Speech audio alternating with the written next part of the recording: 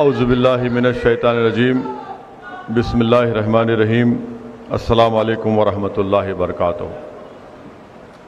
शहनशीन व तशरीफ़ फरमा इलियास सेठ साहब जो मजलिस इत्तेहादुल मुस्लिमीन के आने वाले 2023 के असम्बली इंतखाबात के गुलबर्गा शुमाल के उम्मीदवार हैं, और मोहतरम जनाब इकबाल अहमद शीरनी फ़रोज़ साहब साबिक़ा मेयर वो सदर मजलिस इत्तेहादुल मुस्लिमीन ज़िले गुलबर्गा। मैं सबसे पहले आप तमाम का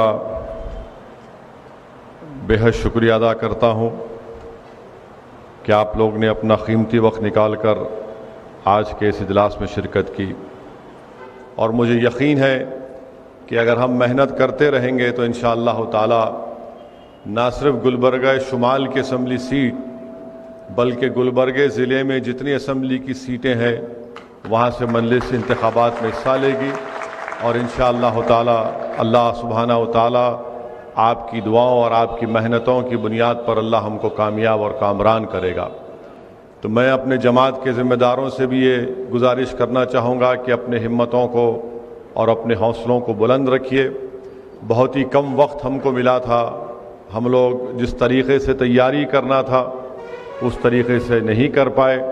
यकीनन कहीं ना कहीं कोई कमज़ोरी भी होगी, और इंशाअल्लाह ताला हम उन तमाम कमज़ोरियों को दूर करेंगे और एक नए जद्दोजहद और नए हिम्मत और हौसले के साथ अपने काम को जारी और सारी रखेंगे। और मैं भी ये कोशिश करूँगा कि इंशाअल्लाह ताला महीने में कम से कम एक दिन गुलबर्गा ज़िले में आऊँ, ना सिर्फ गुलबर्गा शहर बल्कि गुलबर्गा डिस्ट्रिक्ट में जहाँ पर भी हमारी तंजीम मजबूत होगी वहाँ पर भी हम जाएंगे, चाहे वो जलसा होगा या इस तरह का इजलास होगा या फिर ज़िम्मेदारों से मुलाकात होगी, तो मैं इंशाअल्लाह ताला ज़रूर आऊँगा। मैं फिर से इस बात को दोहरा रहा हूँ कि मैं गुलबर्गे के इस तारीख़ी रूहानी शहर को आने का मकसद एक ही है कि यहाँ से आपकी एक ज़मीनी सतह से आपकी लीडरशिप पैदा हो, आपके वोट से आपका नुमाइंदा कामयाब हो, ताकि कर्नाटका की असम्बली में जाकर वो मजलूम अवाम की एक आवाज़ बन सके। मेरा मानना ये है, बल्कि मेरी जमात का मानना ये है कि भारत के मुसलमानों के तहफ़्फ़ुज़ के लिए, भारत के मुसलमानों की शरीयत की हिफाजत के लिए, भारत के मुसलमानों की सकाफ़ती और उनके कल्चर की हिफाजत के लिए, भारत के मुसलमानों की तालीमी मयार को, लिटरेसी रेट को बढ़ाने के लिए, ड्रॉप आउट रेट को कम करने के लिए, नौकरियों में मुकाम हासिल करने के लिए, पुलिस की नाइंसाफ़ियों के खात्मे के लिए ये बहुत ज़रूरी है कि हम अपनी एक क़यादत को बनाएं और वो हमारे वोटों से जीत कर कामयाब होकर, चाहे वह असम्बली हो, पार्लियामेंट हो, बल्दिया के इंतखाबात हो या ज़िला परिषद के इलेक्शन हो, वहाँ पर जाएं। इसी के ऊपर मजलिस इत्तेहादुल मुस्लिमीन काम करते जा रही है, काम करते आ रही है, और ये मुझे यकीन है कि इंशाअल्लाह ताला मैं इस दुनिया में रहूं या ना रहूं, ये काम अल्लाह अपने फजल से, अपने करम से, नबी करीम सल्लल्लाहु अलैहि वसल्लम के सदक़े और तुफ़ैल से ये काम जारी और सारी रहेगा। मेरी आपसे फिर से गुजारिश है कि आप मजलिस को मजबूत करें। मजलिस को मजबूत करने का मकसद ये है कि आपकी एक आवाज़ होगी, आपके वोट की अहमियत होगी। हम इतनी जल्दबाजी में और बग़ैर किसी तैयारी के हम इलेक्शन में हिस्सा लिए बल्दिया के, और अल्हम्दुलिल्लाह गुलबर्गा शुमाल से अगर मैं गलत ना हूँ तो 10,500 के करीब हमको वोट हासिल हुए। ये बहुत बड़ी कामयाबी है।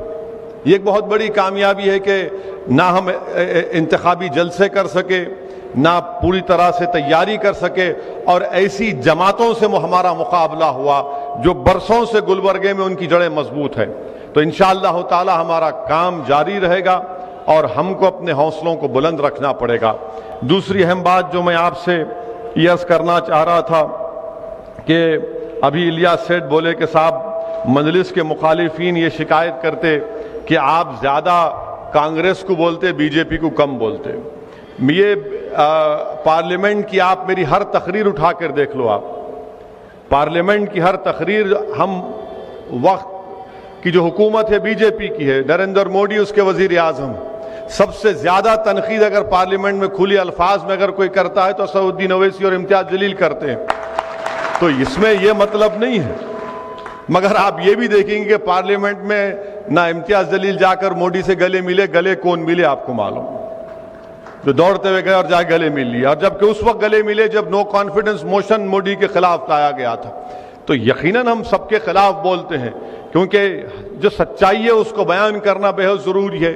तो सबसे पहली बात, इलियास सेठ साहब की शिकायत दूर कर दे रहा हूं, और कांग्रेस वालों को भी शायद सुन के थोड़ा अच्छा दिखेगा।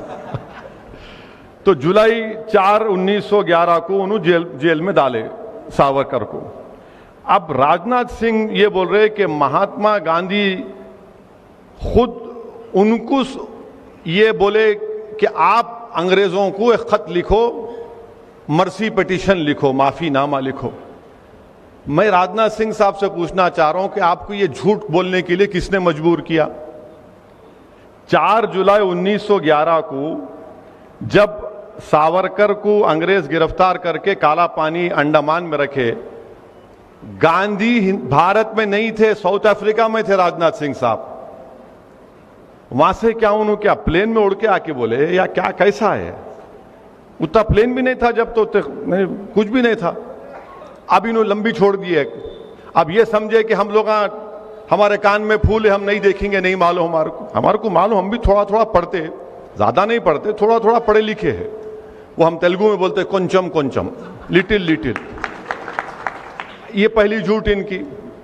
अब दूसरी बात यह है कि वो हो गया। फिर उसके बाद उन्होंने एक और माफीनामा लिखे नवंबर 14 को 1913 को, और तीसरा लिखे, और महात्मा गांधी भारत को कब आए? जनवरी 9, 1915 को। माने 2 खत लिख चुके थे अंग्रेजों को सावरकर।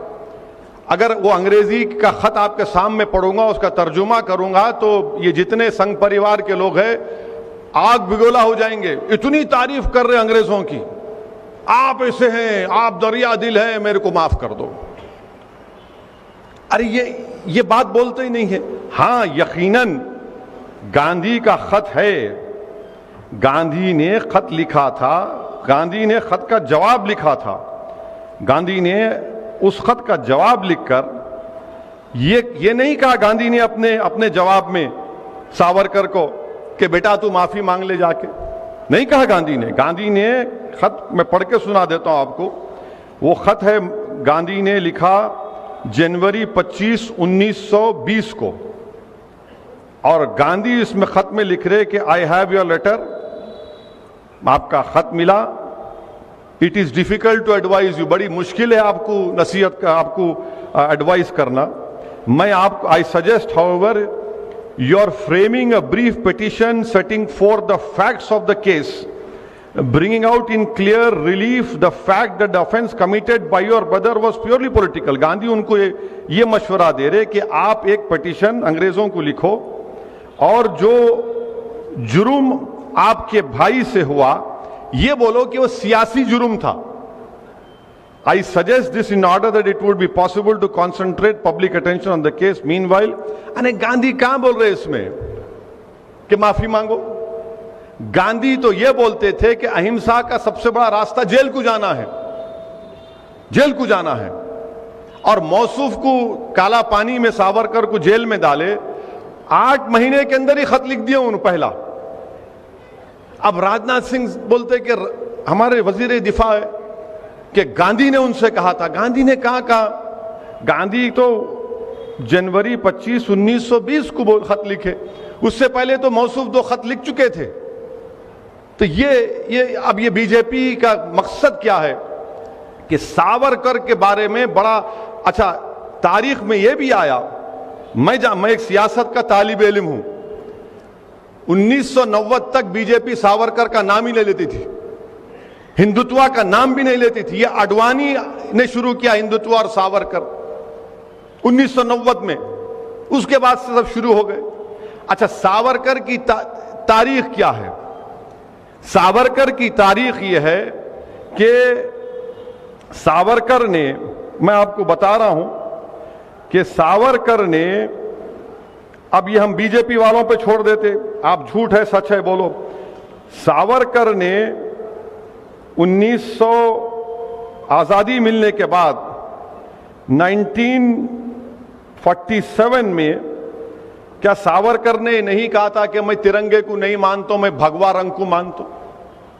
कहा था सावरकर ने यह बात। तीसरी बात, सावरकर ने यह भी कहा था कि हिंदू बादशाहों को का यह काम था कि वो मुस्लिम खवातीन की इज्जत लूटते, उनका रेप करते ताकि जंग जीत जाए। चौथी बात, सावरकर ने यह कहा था कि जब नेताजी सुभाष चंद्र बोस अंग्रेजों से गुलामी को खत्म कराने के लिए भारत के लोगों से बोल रहे थे कि आओ मेरी इंडियन नेशनल आर्मी में आओ, तो सावरकर लोगों को बोल रहे थे नहीं तुम अंग्रेजों की फौज में जाओ। छठी बात, सावरकर ये तारीख में है, ये मैं को अपने दिल से नहीं, उससे नहीं मना रहा हूं मैं। 1939 में कांग्रेस और तमाम मुजाहिदीन आजादी ने फैसला लिया कि हम तमाम अपने अपने विजारत के ओहदों से इस्तीफा देते, तो सावरकर लिंगिंगतो वायसराय के पास जाके बोले नहीं हम नहीं देते, हम आपके साथ हैं, हम आपके साथ हैं। 19 सब अच्छा, ये बार बार बोलते हैं मुसलमानों को टू नेशन थ्योरी। अरे टू नेशन थ्योरी की सबसे पहले बात करने वाला 1937 में सावरकर थे। सावरकर ने कहा कि हिंदू नेशन है और मुसलमान एक कम्युनिटी है। आप बोले, हम नहीं बोले। ना हमको सावरकर से मतलब है, ना जिना से मतलब था, हमारे को ना रहेगा कभी।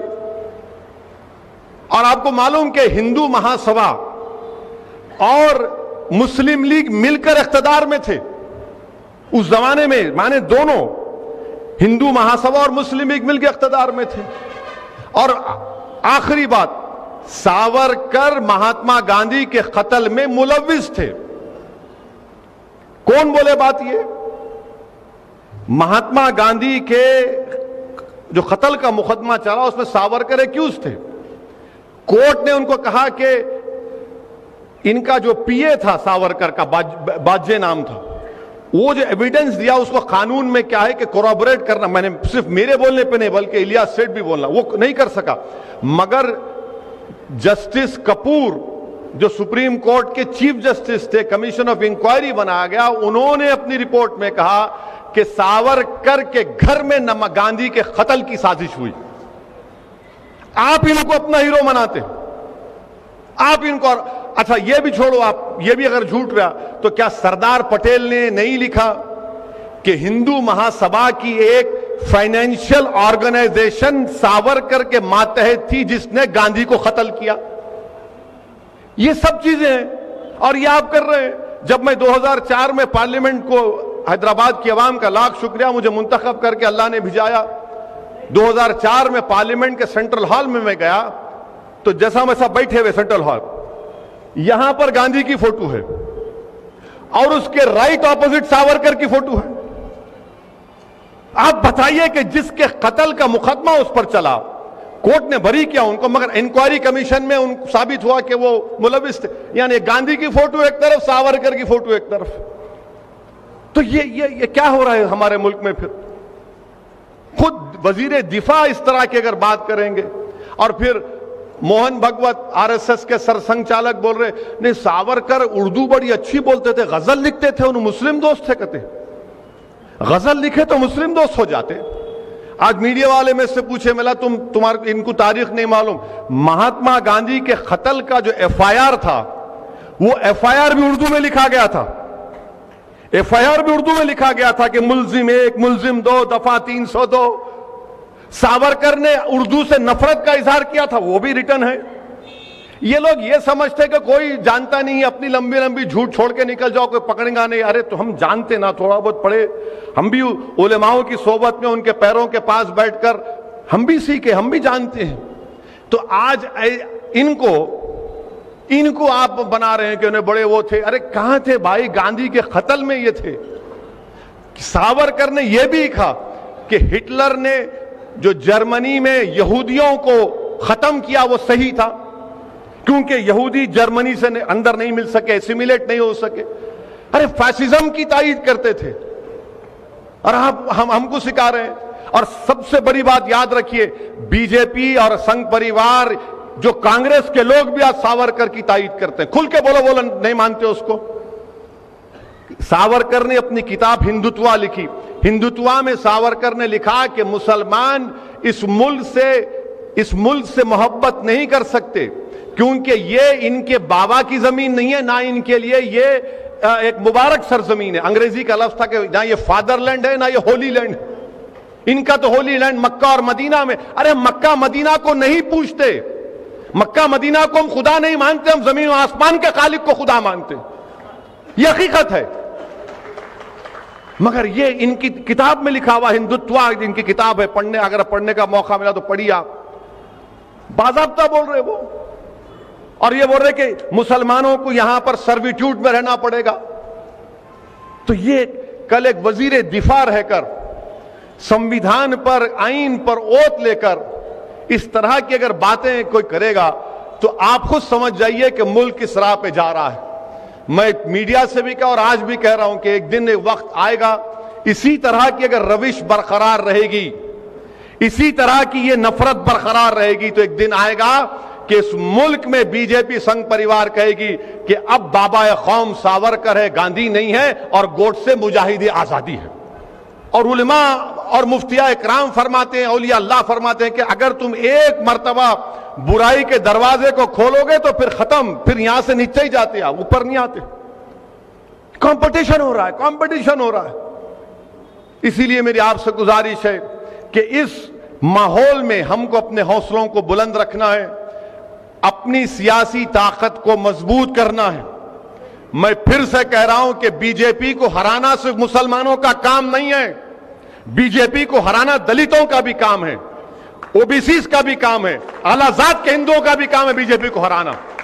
वो लोग इलेक्शन आता तो अपनी अपनी जात के ऊपर अपनी अपनी जात के लीडरों को मजबूत बना देते हैं, उनको एमएलए बनाते, एमपी बनाते, मिनिस्टर बनाते। हम क्या बनाते? हम खाली बैंड बाजे की पार्टी हैं। जब शादी की बारात निकलती दूल्हे के घर से तो बैंड बाजा अगर कोई रखता है, नहीं रखना चाहिए, रखते हैं तो आप देखो ये शादी खाने के बाहर बैंड बाजा रोक देते, अंदर मत आ, चल भाग। ये हाल हमारा होके रहेगा, ये हाल हमारा होके रहेगा। हमारा काम साली वोट डालो, वोट डालो। नहीं नहीं नहीं, गुलबर्गा का बल्दिया इलेक्शन है, जिंदगी मौत का फैसला होने वाला। अरे कितनी इलेक्शन में जिंदगी मौत का फैसला नहीं हुआ और फिर हम रोज मरते, उसके बाद कोई पूछने वाला नहीं है। अभी हमारे भाई बता रहे थे कि कांग्रेस के दो लीडर्स, क्या नाम है उनका? अजय सिंह साहब और परमेश्वर साहब ने बल्लारी में जो असेंबली का इजलास हो रहा, हमारे भाई बता रहे, उसमें उन्होंने मुतालबा किया कि तब्दीली मजहब का कानून लेकर आओ। तब्दीली मजहब का कानून आप बोल रहे लेके आओ। कलीम सिद्दीकी साहब को जेल में डाल के सड़ा रहे, वहां पर कोई केस नहीं है उनके ऊपर, सिर्फ तंग करना है, तंग करना है उनको। और उस चार्जशीट में एक बहुत बड़े मौलाना जो एमपी है उनका भी नाम लिख दिया गया है। वो वकील साहब मेरे को भिजाए, मैं देख के ताज्जुब करा, कहां से कहां मिला दे रहे। आप बोल रहे कि धर्मातन का माने तब्दीली मजहब का कानून लेके आओ। क्या ये पॉलिसी है कांग्रेस पार्टी की? क्या आप बोल रहे हैं, आपके बड़े बड़े लीडर्स बोल रहे कि कन्वर्जन का कानून लेकर आओ? बल्लारी में जो असेंबली का इजलास होने जा रहा है, मैं मजहब अगर बदल रहा हूं, अगर कोई इस्लाम कबूल करता है तो मुल्क को क्या खतरा है इसमें बताओ मेरे को तुम। अगर मैं अशहदु अल्ला इलाहा इल्लल्लाह व अशहदु अन्ना मुहम्मद रसूलुल्लाह का इकरार कर रहा हूं तो मुल्क को खतरा नहीं है इसमें, मुल्क मजबूत होता है इसमें। क्यों मजबूत है? क्योंकि भारत का आईन मुझे इजाजत देता है कि मैं जिस मजहब पर चलना चाहूं चलूं, नहीं पसंद आया मत चलूं। मगर आप यह बताना चाह रहे हैं कि तुम अगर मजहब तब्दील करोगे तो मुल्क को खतरा होगा। मुल्क को खतरे की बात कहां है इसमें? यही चीजें जो तकलीफ पैदा करती है, दिल में तड़प पैदा हो जाती है कि आप कह रहे हैं और हम भी टीम है, मजलिस वोट काटने को आ रहे और आप बोल रहे कि रिलीजियस कन्वर्जन का कानून लेकर आओ। क्यों बोल रहे? क्योंकि देख रहे हैं कि माहौल में जहर बना हुआ है, फिरका परस्ती है, हिंदू वोट नहीं मिलेगा तो बोलना है ना। अरे फिर मुस्लिम वोट का, अरे कहां जाता हूं, उन्हें हमारे जेब में बैठा है, डरा के रखो उसको। मैं आपको बोल रहे चाह रहा हूं कि डरने की जरूरत नहीं है, हरगिज़ डरने की जरूरत नहीं। हमको अपना जमहूरी हक का इस्तेमाल करना है वोट डालकर क्या यह बात बिल्कुल मुमकिन है और हो सकती है इंशाअल्लाह ताला कि आने वाले असेंबली इंतखाबात में आप इलियास सेठ को यहां से अपना खादिम बनाकर कर्नाटका के असेंबली में भिजाएं। मेरे अजीज, कर्नाटका गवर्नमेंट से यह कहूंगा कि जब साबिका रुकने पार्लिमान गुलबर्गा को आए थे इलेक्शन हार के पहली मरतब आए थे ना, इलेक्शन हारने के बाद पहली मरतब आए थे। हाँ 2 साल के बाद आए। हम तो 2 साल में 10 मरतबा आ गए यहां पर माशाल्लाह से। आए थे, आए तो जुलूस की शक्ल में आए ना, तो भाई 11 रब्बी लेवल का जुलूस अलाउ करो ना आप मिलाद का। उन्होंने जुलूस में आ सकते तो हम जुलूस नहीं निकाल सकते। जब खरगे साहब का जुलूस निकल सकता तो रसूलुल्लाह सल्लल्लाहु अलैहि वसल्लम का जुलूस नहीं निकल सकता। गवर्नमेंट को देना चाहिए। अरे ठहरो सर, बोलने दो। जब जुलूस निकल सकता है खरगे साहब का तो रब्बी लेवल का भी जुलूस अलाउ करो आप। उनको भी कोविड के गाइडलाइंस है, हमारे को भी दो, हम भी निकालते। अब इसके बाद बोलेंगे देखो नु आके भड़काओ बात करके चले गए। भड़काओ बात किया क्या बोलो आप? उनका जुलूस निकला नहीं निकला? खरगे साहब का निकला ना। हाँ ये भी दो आप, ये भी दो ना भाई। ये तो सारी कायनात को आजादी मिली उस दिन, शैतान भागा कूद के, आप नहीं देंगे? तो ये चीज है। ये जब सच्चाई को बयान किया जाता है तो इनको तकलीफ हो जाती है।